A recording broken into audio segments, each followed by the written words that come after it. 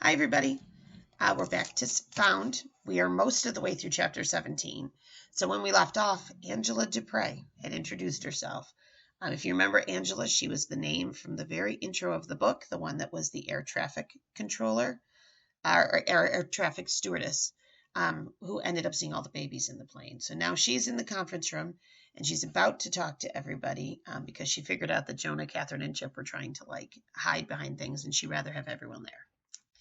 A little advice, Angela Dupre said, with a hint of laughter in her voice. The next time you do a stakeout, don't enter the building together. It was Jonah she looked at now. I got here at 2, and I've been watching the three of you for the past half hour. Jonah's face burned. I guess the walkie-talkies were a stupid idea, he mumbled. Oh, it was creative, Angela said. I would have left you to your spy games if it weren't for the range on those things. I don't want our conversation broadcast to every trucker that's passing on the highway, or anybody else who might be listening. She no longer sounded amused. Her eyes looked haunted. Catherine was glaring at Angela. Oh, that's right, Angela said, almost in the same snarly cat-fight voice she used when she was mad at her friends. You're afraid to talk on the phone. I have my reasons, Angela said softly, and somehow that shut up Catherine. Is it safe to talk now? Chip asked eagerly, leaning forward. Can you give us some answers? Angela gave another cautious look around, though the glass walls in the library, through the windows into the parking lot, and Jonah realized for the first time that Angela had taken the one seat in the room that backed up to a solid brick wall. Even if Jonah wasn't guarding the door, she would make sure that no one could sneak up on them. You're curious about your adoption, right? Angela said. What makes you think I know anything about your adoption? Quickly, Chip exclaimed that the list of survivors and the list of witnesses that were in his hand, shoving the papers over so she could look at them herself. You see, Jonah's name is on the list of survivors, too, Catherine said. Mine isn't because I'm not adopted, but I'm the one who took the pictures. Oh, good for you, braggart, Jonah thought. Angela glanced at him just then, and Jonah could swear she knew what he was thinking. She smiled at him. I can tell you what I witnessed 13 years ago, she said, and even though I'm not supposed to discuss it with anyone, you're probably going to think I'm crazy anyway. Chip was leaning so far forward that Jonah was afraid he might fall out of his chair. Do you know where I came from? Chip asked. Do you know where we came from? Angela was shaking her head, frowning.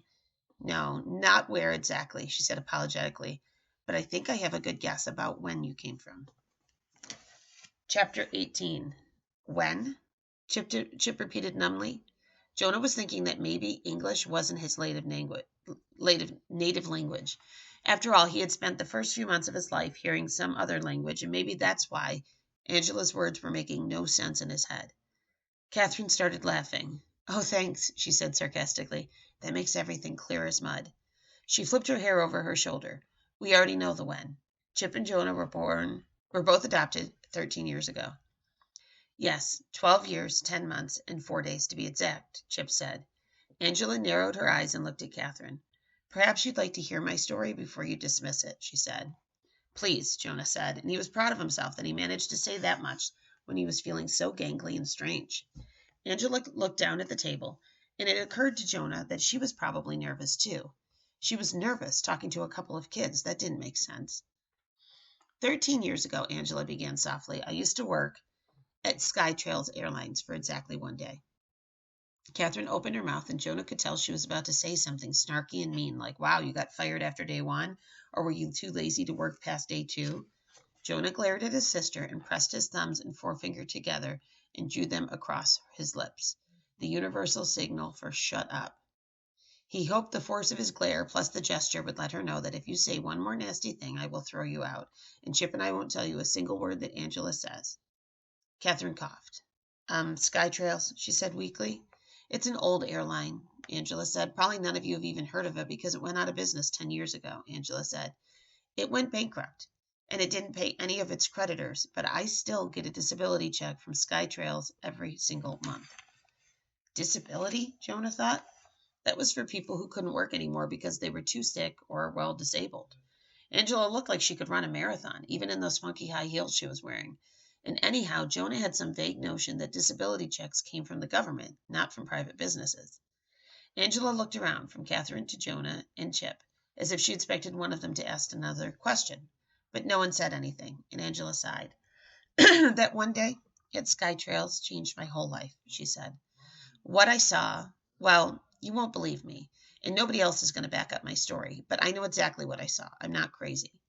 Oh, Jonah thought, can people get disability checks for being crazy? Angela shrugged. I can tell by your eyes you're already starting to doubt me, she said in a voice that was strangely choked.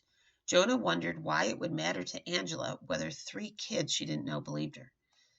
But, Angela continued, I'm going to tell you this anyway because I think I have to. Okay, Chip said. Angela clasped her hands together on the table, seeming to steel herself for the story ahead. During my one day at SkyTrails as a gate agent, an unidentified plane arrived at the airport, Angela said. It was an unscheduled landing, completely unexpected, and depending on who you believe, either the radar was out of order briefly when it landed, or the plane just appeared out of nowhere. Jonah saw Catherine stiffen. I was evidently the only person who saw it appear, Angela said, and I was the only person who was looking. Did it disappear too? Catherine asked in a small voice. Angela shot her a surprised look. I wasn't planning on telling you that part yet, Angela said, but yes, it did. I saw something like that happen once too, Catherine said. Not a whole plane appearing and disappearing, but a person, a man. So you know what it's like, Angela said slowly, knowing exactly what you saw, but thinking it couldn't possibly happen like that, second-guessing yourself and having other people make fun of you because you won't say you made a mistake. Exactly, Catherine said, nodding eagerly. Any second now they'd be throwing themselves into hugs, sobbing on each other's shoulders, proclaiming, nobody understands me but you. Can we get back to the story? Chip interrupted. That plane? Was I on it? Was Jonah? Did it crash? Is that why we're survivors? I want to look at the records and find out where it came from. Maybe talk to the pilot. Angela snorted. It didn't crash, she said. But good luck finding any records or the pilot. But, Chip stammered. Angela's look was sympathetic again. I'm willing to bet that the 2 of you were on that plane, she said. There were a lot of babies. And if I was listed as a witness and you were listed as a survivor, that's the only thing I've ever witnessed where the government agents got involved. But why were government agents involved? Jonah asked. A plane landed. It didn't crash. Big deal. Somehow he could gloss over the whole appearing and disappearing part of the story, just as he glossed over when Catherine was telling about the vanishing man in Mr. Reardon's office. He believed in ignoring unpleasant details in hopes that they would go away. An unauthorized plane landed, Angela corrected him. That's supposed to set off an alert for an entire airport. There's a whole protocol to be followed in those kinds of situations that I, being new, forgot about. But when I heard that first baby crying, was it me? Jonah thought. Was I the one crying? Wasn't the baby with its parents, Chip said, or some adult? Angela looked him straight in the eye. The plane was full of babies, 36 of them, she said, and there wasn't one single adult aboard.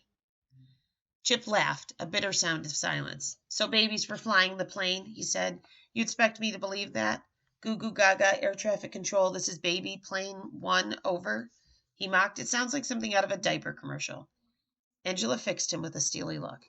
The FBI's theory is that there had been a pilot, a co-pilot, a whole flight crew, but they escaped somehow.